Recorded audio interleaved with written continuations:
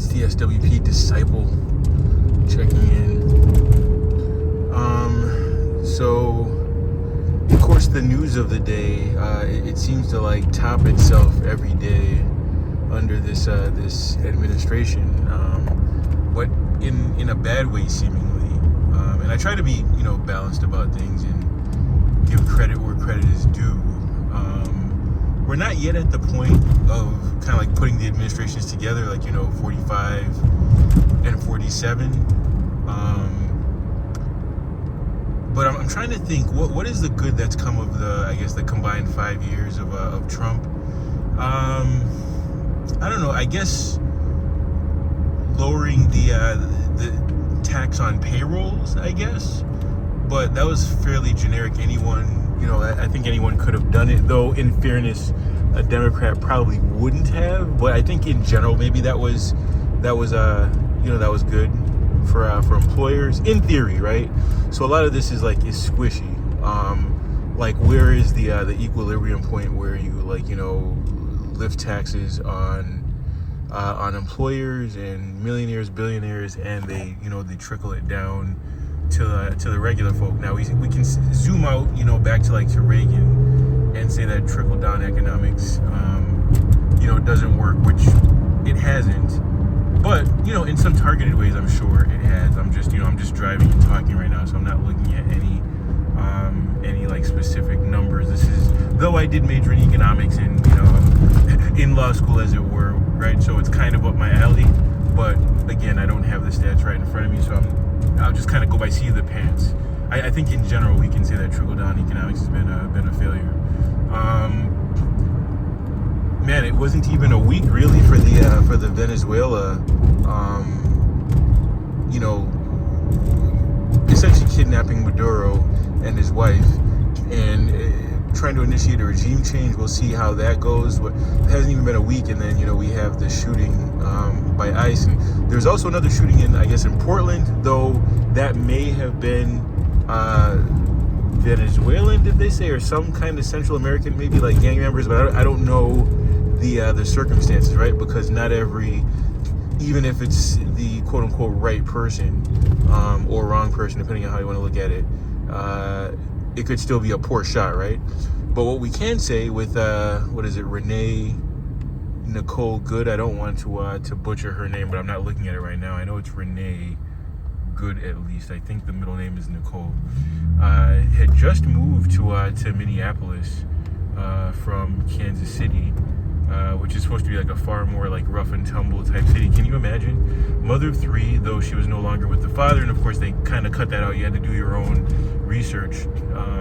Her, I guess, ex-husband was former military and had passed, so she was a widow, but then is now in a relationship with a woman, I guess, and of course that's what they focused on.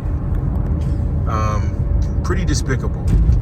But that's not even what this is about. So the situation, I'm sure you've seen it now, played from a bunch of perspectives. So at minimum, it's what's called a poor shot. So a poor shot is your life's not in danger. Any number of other actions could have been taken, but you chose to shoot. And then not only that, you shoot 3 times and fatally shoot, kill the target. So at minimum, wholly inappropriate to the situation. Now, from black folks' perspective, right? So I'm from Dorchester, and anyone from the inner city, we've seen cats killed for less, right? But still, that doesn't, notwithstanding, it was still, a horrible tragedy. Now, when you get into the facts of it, right? So I'm such I don't know if bleeding heart's the right way to look at it. Charitable, even to the other side, that I'm I guess the Honda Pilot, I think it was a Pilot, did kind of graze. It might have run over the foot of the first ICE agent who was trying to get into the car, and obviously her door was locked. The ICE agent tried to open the door, it was locked. So at minimum, you can say that she didn't comply, but non-compliance is not a death sentence. And the second person, clearly trying to bracket in the person, it wasn't like a defensive maneuver or anything like that, kind of stepped in front of the or like 3/4 the car.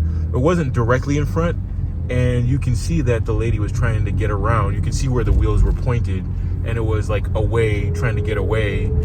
Of course, again, being as charitable as possible, if you're the officer in front, kind of like the front driver's side, but like to the quarter, like so much in the front quarter that you could just take one step to the right, and if you can use your imagination, if the agent took one step to the right, they're fully in the clear. And I think as the car pulled off at like, from that distance, it couldn't have been more than like 5 to like 7 miles per hour or something like that, was trying to veer around.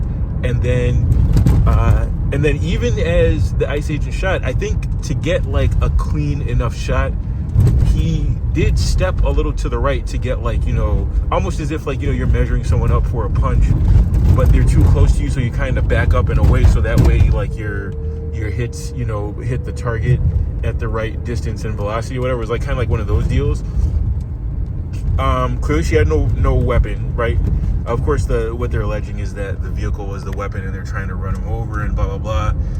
And the early word is, so obviously Vance came out in front of things, much like at the very top of last year, where for some reason, like we had like right off the jump at the top of the year, like 3 planes fall out the sky, and they immediately just called out and said DEI, not knowing who the who the pilot was or any details of it. And it was kind of the same thing where JD Vance just came out and just like smeared the lady.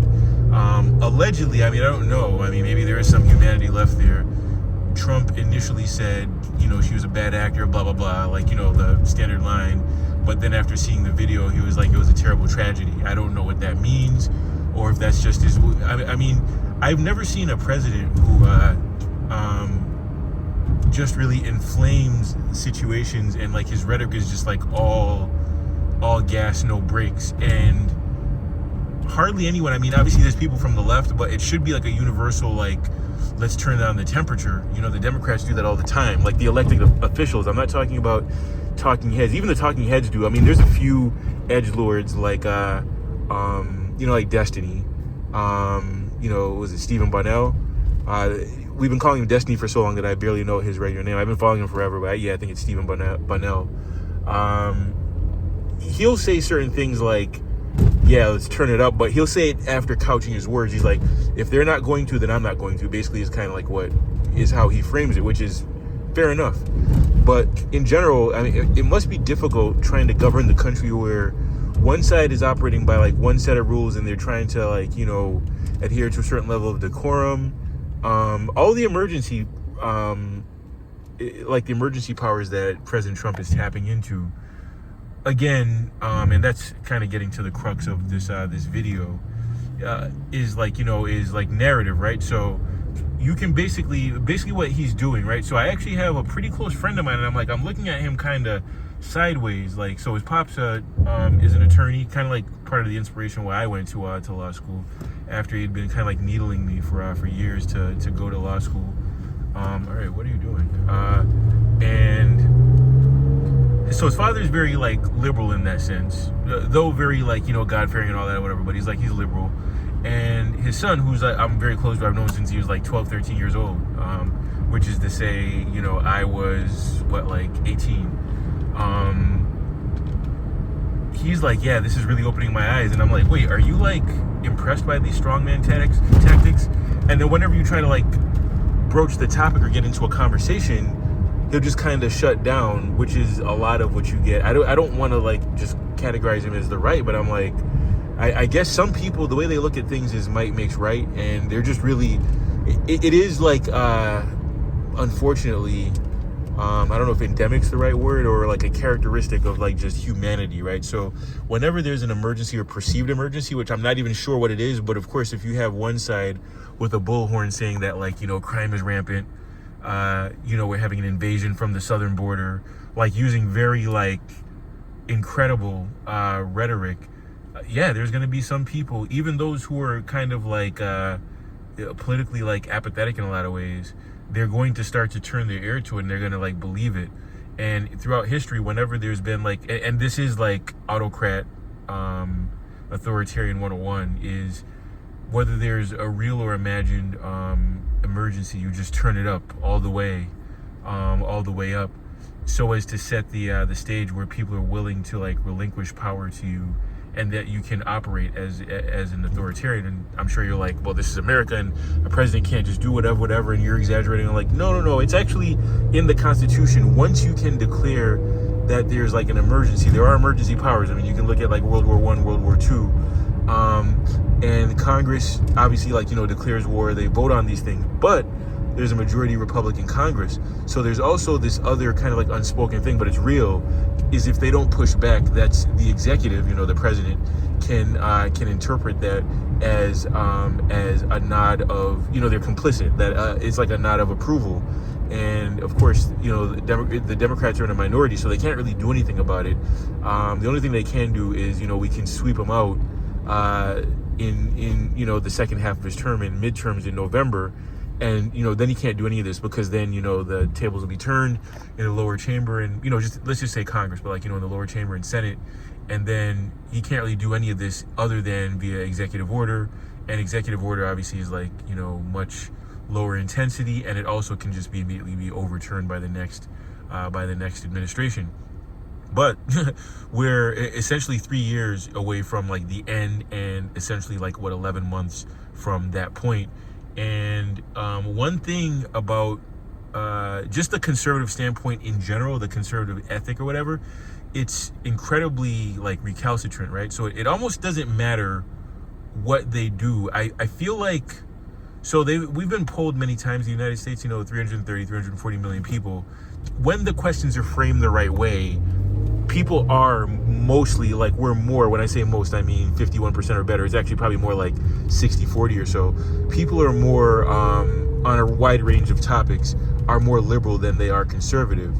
But conservatism is like the house, right? So it's you go to gamble at a casino, any tie goes to the house. So there's just a lot of defaults. People get scared, oh, I'm going to go to conservative. My money's kind of weird, I'm going to go conservative.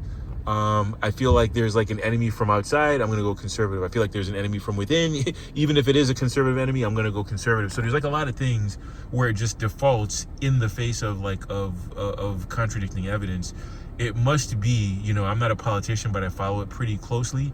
It must be make you want to tear your hair out, because one side, for better or worse, is charged essentially with advancing society, essentially, right? So the 40-hour work week, OSHA, workers' rights, unions, the, FDA, the CDC, any kind of consumer protections, any kind of regulations on how homes are built, any kind of regulation on how bridges are built, the FCC, so it's not just a free-for-all on the airwaves. Basically everything that we take for granted that makes America, comes from the liberal side. Obviously, civil rights, so if you're not going to treat people right, well, we're going to force you to treat them right. Things all of that, every step on the ladder, it's basically the responsibility of one side. There is value in the Constitution was written in such a way that everything is supposed to be slow and methodical, so you can't just it can't just be a free-for-all in the other direction where it's just willy-nilly, you just change everything. I respect that. I guess that would be kind of conservatism by default. So there is value in that. But if you look at the country's history, particularly the last 150 years, right, it's pretty clear which side has been of much greater benefit to society, than the other.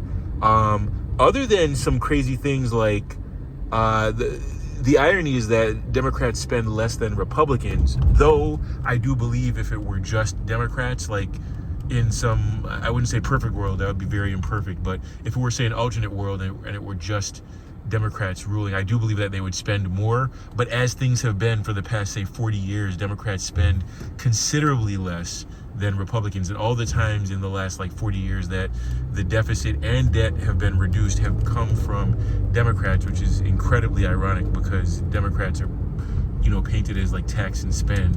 And it's the blue states that generally are the states that are pay the lion's share of the taxes, because a lot of the essentially failed states if they were on their own. And I'm a guy who loves a road trip, and I love Mississippi and Alabama and Louisiana and Arkansas and all that. I haven't been to Arkansas, but I've been through Mississippi and Alabama and Louisiana, Eastern Texas, which essentially is kind of like Louisiana light.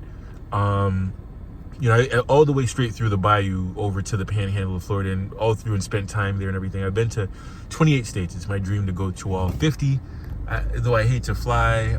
So the Hawaii will probably be like the last one. And I guess Alaska will be a hell of an endeavor too. But I've been from Oregon all the way back here to New England, and from California all the way up to Maine. I love a good road trip. I enjoy all the states. I love the USA, right? As corny as that sounds. But the ones that are the drag on the economy they tend to be the red states, or the what we call the flyover states, almost like a pejorative. It just is what it is. But I don't quite get it. It seems like everything. I really think obviously it's hard to see history when you're in it, but when I'm an old man and in a rocking chair and then with one foot on the banana peel, hopefully I live to be old. We'll probably zoom out and look back at it and oh geez, you guys had a second Gilded era and you just didn't realize it, down to the tariffs and everything, and we had the robber barons, the steel and oil barons, industrialists of the late 19th century, and obviously their equivalent today are a lot of the tech bros and stuff like that, and we'll look at the parallels and see quite clearly what has happened. Now, some historians are already kind of have an eye towards that. I'm not an expert that way, as much as I try to play one on TV. I love history and I'm a student of it, but I'm not an expert. But you can feel it. You can see the trajectory. And I find it interesting. Someone who's as egotistical and I guess narcissistic, as much as I hate that word because it's overused by women, but Trump fits the bill. As for someone who seems to be as concerned about his legacy and all that other self-aggrandizing stuff, why would he adopt such similar policy? As if you look at the list of the 45 presidents we won't count, or 46 presidents, we won't count 47 right now. Basically all of the worst presidents, you think of the Tafts and the Hardings and Coolidges and all of those, they're all from that same era. Now I don't know if it's a sign of the times, if it's just what the times were and they misread things or whatever, but they're all from the 1870s to the 19 teens or whatever. But why someone would adopt those same policies, ostensibly to enrich the wealthy, be very xenophobic, almost on the sly. Now, if you're black, you're aware of it, but it's actually not talked about enough. So we think of the books that have been pulled. As of now, it's more of a regional thing, by the states. We think of Florida and stuff like that with DeSantis or whatever. But then there's other things in the Smithsonian and just a lot of black history. For better or worse, it's intertwined with slavery, and a lot of that's just been wiped, and not enough people talking about it, very clearly racist policy, if you will. But it's almost other things are so bad that no one really recognizes or knows or cares even. That's the other thing too, is I get into a fair amount of debates in my regular life. I gotta temper it, because there's been a couple friendships where they're maybe less so. All because I had one friend, and I'm not one of these people in my normal life where I'm very dogmatic and I'm oh, if you vote for Trump then da da da da whatever, even if I'm thinking it, because your politics track very closely with your personality, right? So you can make a whole range of assumptions about someone just based on who they vote for and what policies they approve of and stuff like that. But I try to suspend disbelief and still be cool with people, even if I know wow, you're kind of a dick, but whatever, right? So one of my friends, she clearly was sandbagging, because I never really spoke politics with her, because I kind of picked up, and I'm not saying it she's actually a math teacher, a high school math teacher, but I kind of got the feeling that she didn't really know much about it. So then she very sheepishly, it just kind of came to it, the conversation demanded it essentially, and I'm wait a minute, who'd you vote for? It was one of those type of things. You're yeah, I voted for Trump. You said it essentially like that, like very. And then I kind of reach back in my memory. Thanks for looking out. Not. It's a good thing I'm paying attention. And then she gave me like this weird cockamamie story about how in school a teacher was, essentially called, like, was trying to like almost like take her daughter from her, who's like of like high school age, and like the story made no sense. Don't get me wrong, my cousin's a math teacher, his wife's a math teacher. I know a bunch of teachers. Don't get me wrong, I know that a lot of teachers, they try to kind of play God in a certain way, and they think they know better than the parents, which often they do, low key. But this situation, she was like, yeah, she told my daughter that like I'm a crackhead and da-da-da. I'm like, that doesn't make any sense. And I started to, again, I have like this weird thing about me where I get triggered, and I can reach back in my memory to another situation that's substantially similar. And I can remember distinctly, I saw on, it was either like a short video or on YouTube, this lady who was like, there's like trannies hiding behind doors in bathrooms and snatching up girls and so I'm like, all right, that's ridiculous. And she said that this was like in a crowded restaurant or whatever. I'm like, there's no way that happened.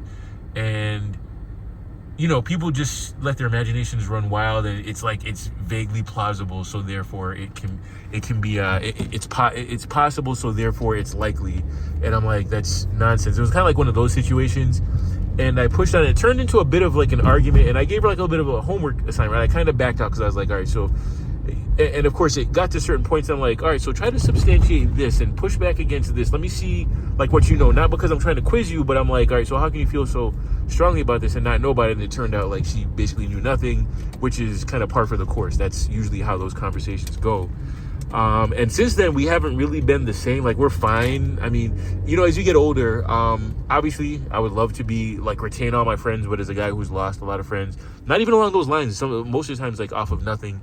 This was just off of, and it was just really just good banter. It was a good, like, me, next month will be 16 years of this channel. I don't get into, like, name calling, or I barely have a bad word to say about anyone, really, in my normal life, even when there's grounds for it. I'm pretty, like, even if I disagree with you, it'll be just stick to the facts, and I'll just walk you down. And then a lot of times people, they won't like that, and then they'll actually get more upset than if you just popped off at them and called them like an asshole or whatever. It's the strangest thing. I've noticed it actually in other unrelated situations. But I guess, so that brings me to the crux. Geez, that was a quick 22 minutes. As you can see, I'm kind of like cruising downtown.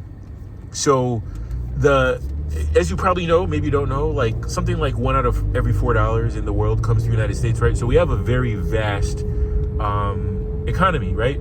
So part of the hustle, right, in politics, or the game as we call it, is you can do really like just a lot of stuff, like a lot of like heinous things. And the economy, the American, like the fabric, the body politic is very resilient, right? So it's going to be very hard to see the result one way or the other, right? So therefore that gives rise to narratives, right? So as a guy who, I argue not just politics but sports all the time, but like not to make it myself seem like more than it is, whatever, than I am, but I like to go to like second and third level analytics, and not just like points per game or yards per season in the NFL or anything like that or whatever. Like, I like to look at, for instance, like a way to assess a running back is yards per carry is a better way to assess them than just aggregate yards or even like touchdowns, right? Because like, what if, I love Emmitt Smith, but like, what if they get like just a bunch of like 1-2 yard touchdowns? We're seeing it right now, right, with Jalen Hurts and to a lesser extent Josh Allen. So they're gonna smash like all of the rushing records. They're spread out over a bunch of people, right? So I think for the longest time it was like Steve Young who had like the yards, and I think before him was like Fran Tarkenton, and then it was like Michael Vick, and then Cam Newton, and then I think Cam Newton had the touchdown record, and but a lot of his were like closer to the goal line, but he also had a lot that were from distance.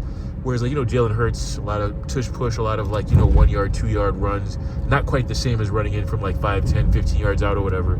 So you want to look at, because that doesn't necessarily tell you who's the better runner. You kind of want to look at like yards per attempt. How many times did you fumble, things like that. And obviously for a quarterback, that's running is more of like a tertiary thing. You want to look at like yards per attempt. Again, that's important. Completion percentage, though, you can kind of throw a lot in the flat. You kind of want to stitch them all together. That gives you an accurate depiction. You can kind of see the guys who are like, Captain Screen or Captain Flat, type quarterbacks, as opposed to those that really stretch the field vertically. Now the thing, getting back, I don't know how I got onto that tangent, but actually I was going somewhere with that. But given how vast the just everything really about the United States is in terms of like its reach, its economics, its influence, right? So that's actually our biggest export. It's not oil, it's not tech, it's not textiles or anything. It's culture, right? So even if you have objectively bad president, right? So again, you can look at the historical rankings right now. It's better to look a few years down the road as certain things settle, because presidents tend to rise over time. If they stay in the lower quadrant, that means that they were truly bad, right? So even George W. Bush has risen a bit.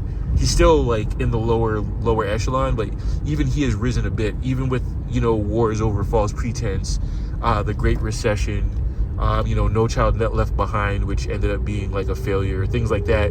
Even he has risen over time. I think some of that actually, ironically, has been in comparison to his successor, not Obama, but Trump. So now we kind of have a new level of bad, which has made him rise. And I think the best example of that would be Carter, who was obviously a better post-president than he was actually a president, but that was more of pure politics, right? So, we had the oil embargo, we had a recession, stagflation in the 70s and the early 80s, which actually led to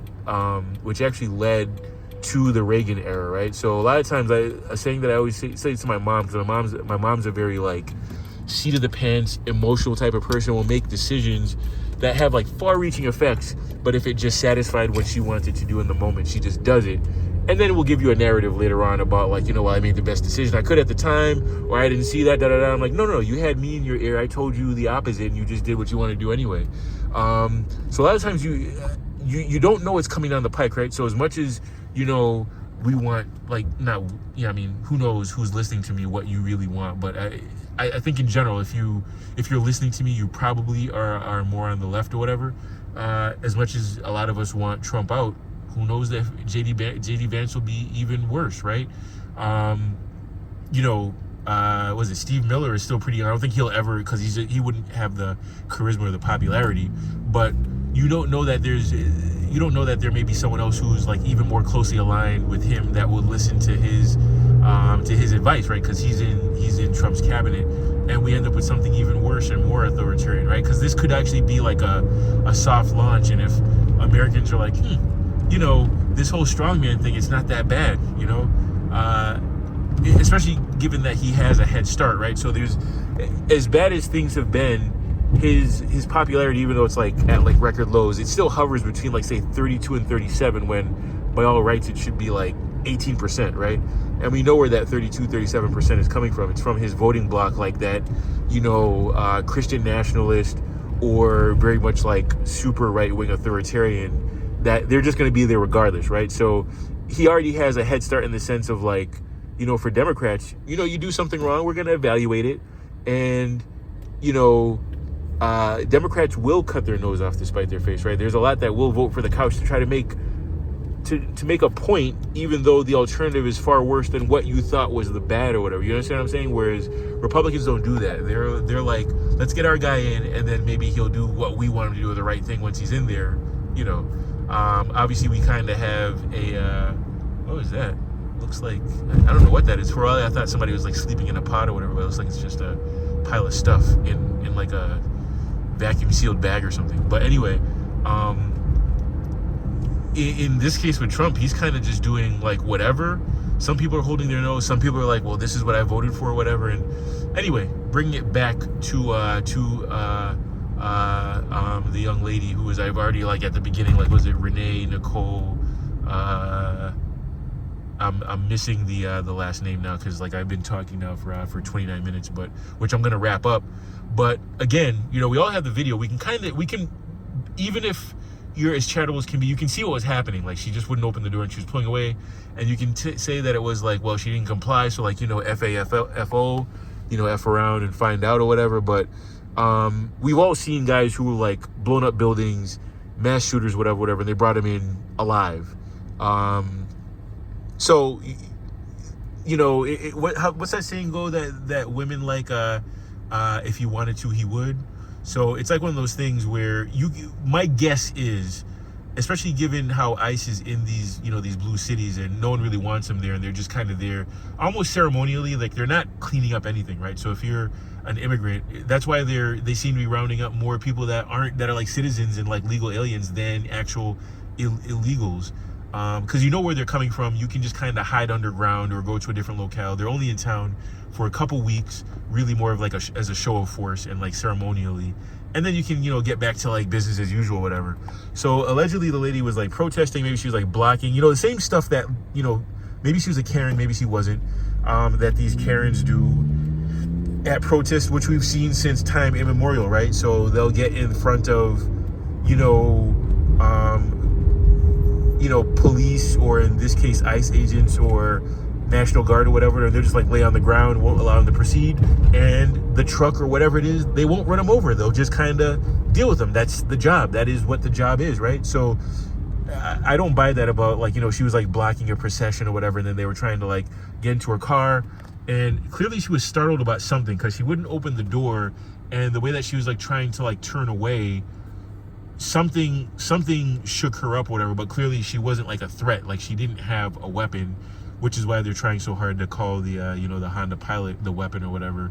And it's hard to tell by the video if she like ran over the feet of the ICE agent who was like right up on the vehicle, and the other one who was kind of like 3/4ing it, kind of like trying to block her in.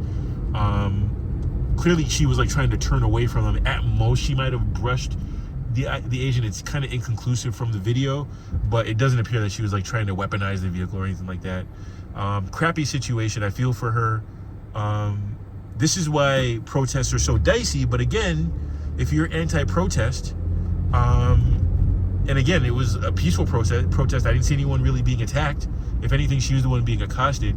That is literally what the country was founded on. And I like to read comments to just kind of see the temperature. Obviously, there's going to be some yahoos and people who are just rabble-rousers and they're just trying to be trolls or whatever. But I saw a couple people say like, yeah, I wish the executive had more power, and that's what we need is like a stronger executive. I'm like, brother, like, have you read like the founding fathers, like like whether it's like the Bill of Rights or the Constitution or anything like that? And obviously I was a law student for a year, right? So like I'm privy to those things, but it's literally what they founded the country against. Like they're supposed to be like a checks and balances, and what they feared, they didn't even necessarily want a United States of America to begin with. They wanted it more of like a loosely related confederation of like mini states, the states.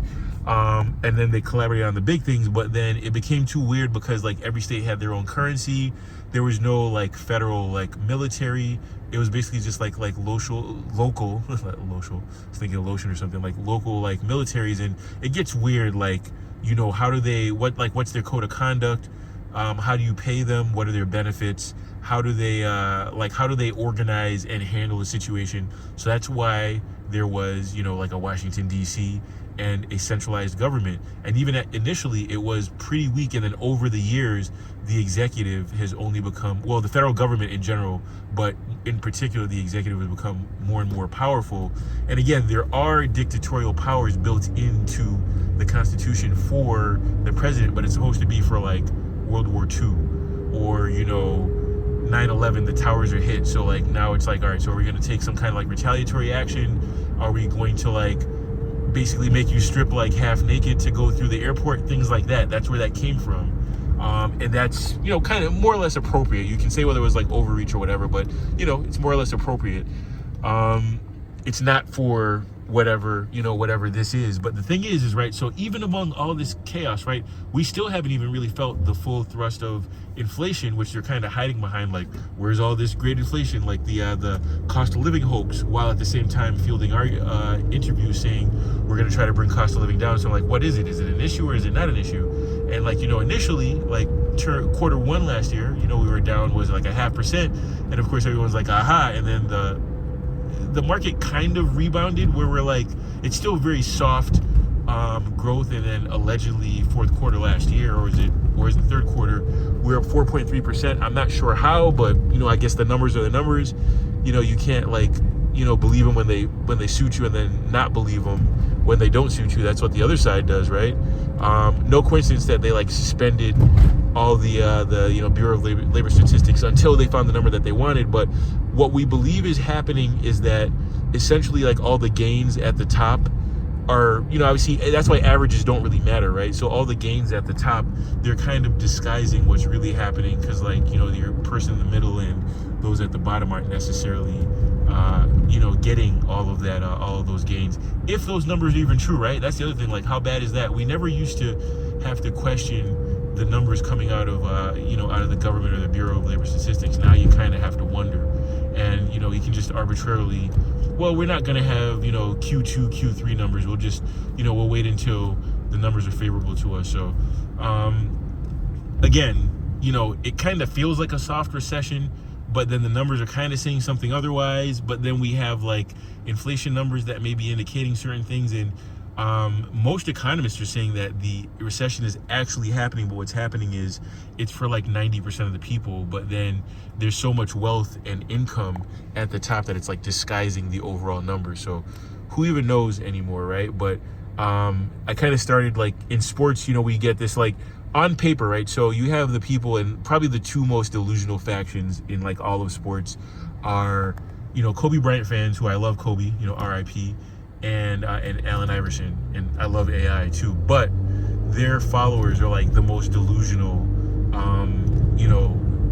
stands that you can imagine. And you'll have those that are saying oh, Kobe is better than LeBron, when the difference, so people act like you're crazy when you say LeBron is better than MJ, which I believe that, but I wouldn't look at you crazy if you felt like MJ was the GOAT or whatever. I'm fine with that. But the difference between them is way tighter than the difference between LeBron and Kobe. But that's kind of how life works, right? So until you can definitively knock something out of the park, sometimes even when you do, the whole magic, magic in quotation marks, of narrative is that things get muddied. The other side is not going to take just consecutive L's on end. There's going to be some wins as well, right?